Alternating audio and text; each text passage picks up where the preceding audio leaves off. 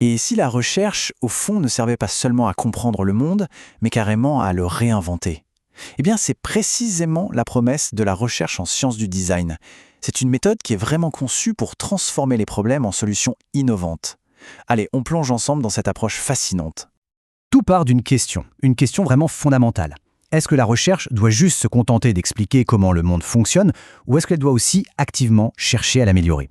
C'est cette distinction qui est vraiment au cœur de tout ce qu'on va voir. En fait, on a deux grands mondes. D'un côté, les sciences explicatives, pensez à la sociologie par exemple, qui s'attachent à décrire ce qui est. Et de l'autre, on a les sciences du design, comme l'ingénierie, dont le but est de créer ce qui peut être. La première observe, la seconde, elle construit. Et c'est là qu'on touche à un défi majeur en fait. Comment on fait pour construire un pont solide entre la rigueur académique d'un côté et les besoins très concrets du terrain de l'autre? Eh bien, la recherche en sciences du design, qu'on appelle aussi la RSED, elle a été pensée précisément pour ça, pour être ce pont, pour garantir que le savoir produit soit à la fois super solide et directement utilisable. Bon, alors qu'est-ce que ça produit concrètement, ce type de recherche? La RSD, elle ne se contente pas de sortir une théorie de plus, non, elle produit une connaissance qu'on peut utiliser, une connaissance actionnable. Et pour la structurer, elle utilise un schéma à la fois très élégant et hyper puissant. Le résultat principal de tout ça, c'est ce qu'on appelle une proposition de design. Attention, ce n'est pas une simple description, c'est une véritable prescription. On pourrait voir ça un peu comme une recette pour résoudre un type de problème bien précis. Alors, comment elle marche, cette fameuse recette? Elle suit une logique bien particulière, la logique CIMO. Ça commence par le C, pour contexte. Ici, l'idée, c'est de définir le problème le plus précisément possible. Par exemple, imaginons qu'on doive gérer des équipes de projet, mais qui sont dispersées un peu partout, qui travaillent à distance. Après le contexte, on a le I pour intervention. Ça, c'est tout simplement la solution concrète qu'on met sur la table. Pour reprendre notre exemple, l'intervention pourrait être d'organiser une réunion de lancement en personne, même si l'équipe travaille à distance. Et maintenant, on arrive à la partie la plus intéressante selon moi, le M, pour mécanisme. C'est le pourquoi. Pourquoi est-ce que ça marche? Dans notre cas, la réunion en personne, elle fonctionne parce qu'elle active un mécanisme. Elle permet de générer une vision commune et un vrai engagement partagé, quelque chose de bien plus difficile à obtenir à distance. Et pour finir, on a le O pour outcome ou résultat en français. C'est l'objectif final, celui qu'on peut mesurer. Ici, c'est assez simple, on veut que l'équipe de projet soit au final plus efficace. Si on assemble toutes les pièces du puzzle, on obtient cette formule qui est vraiment très puissante. Pour atteindre le résultat O, dans un contexte C donné, on utilise une intervention I spécifique pour activer un mécanisme M. Vous voyez? C'est ça le cœur de la connaissance créée par la RSD. C'est une logique super claire et surtout pensée pour l'action.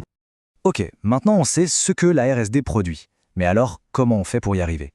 Le processus, c'est un vrai parcours, bien structuré, qui se déroule en 3 grandes phases.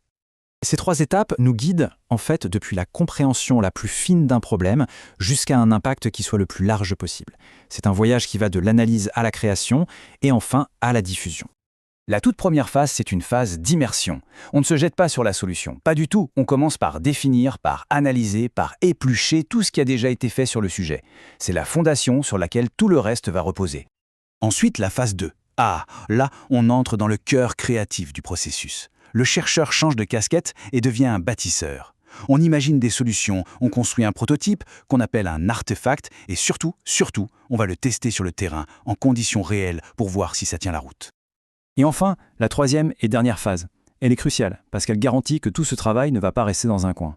Le but, c'est de transformer la solution qu'on a trouvée en une connaissance plus générale, qui pourra servir à d'autres et bien sûr de la partager, que ce soit dans le monde académique ou avec les professionnels. Tout ce processus donne à la RSD une approche vraiment unique. Mais en quoi est-elle si différente au fond des méthodes de recherche plus traditionnelles? C'est ce qu'on va voir.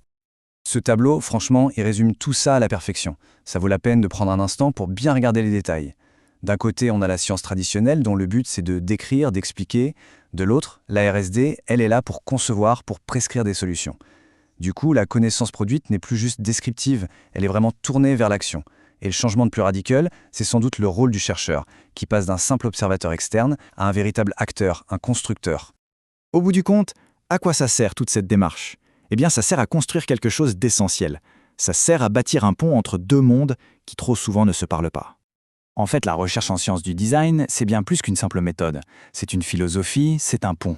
Un pont solide entre la rigueur du monde théorique et les besoins très concrets du monde pratique. Elle produit une connaissance qui ne prend pas la poussière sur une étagère, mais qui sert vraiment à résoudre des problèmes.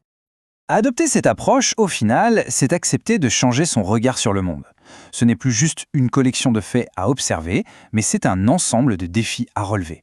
La question la plus importante n'est plus seulement pourquoi les choses sont comme ça, mais plutôt comment pourrait-on faire pour qu'elles soient meilleures.